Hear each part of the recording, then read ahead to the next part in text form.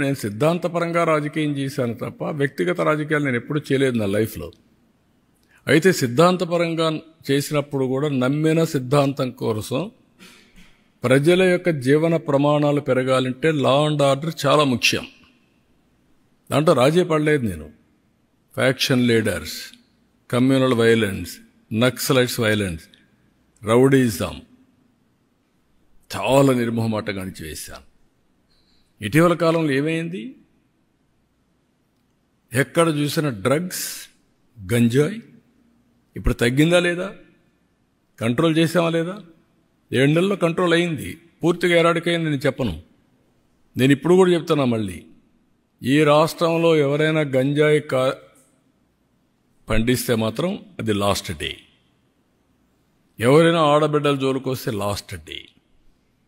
గుర్తుపెట్టుకోండి, ఫర్మ్గా ఉంటాం, డిటర్మెంట్గా ఉంటాం. ఒకరోజు తప్పించుకుంటావు కానీ నువ్వు మళ్ళీ తప్పించుకోలేవు. వడ్డీతో సహా చెల్లించే పరిస్థితి వస్తుంది ఎవరికైనా సరే. Be responsible citizen. నీ పని నువ్వు చెయ్యి. నువ్వు ఈ రాష్ట్రంలో అందరి మాదిరిగా గౌరవంగా బ్రతకడానికి మీరు గౌరవంగా బ్రతకండి, అందరినీ గౌరవంగా బ్రతకనేయండి. ఇష్టానుసారంగా చేస్తే ఎక్కడ ఇనే పరిస్థితిలో ఉండదు. అట్లని చెప్పి రాజకీయ ముసుగులో నేరస్తులు చేరి ఇష్టానుసారంగా చేస్తే కూడా డెఫినెట్గా కట్టడి చేస్తాం.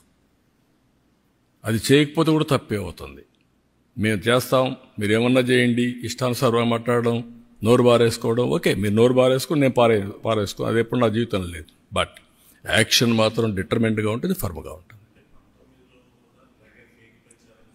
నేనేమంటానంటే అప్పుడు అందుకే 95 సీఎం అన్నాను. నరేంద్ర మోడీ గారి పైన ఎంత ప్రచారాలు చేస్తున్నారు, ఏమైంది? ప్రజల అప్రమత్తంగా ఉండాలి. That is important.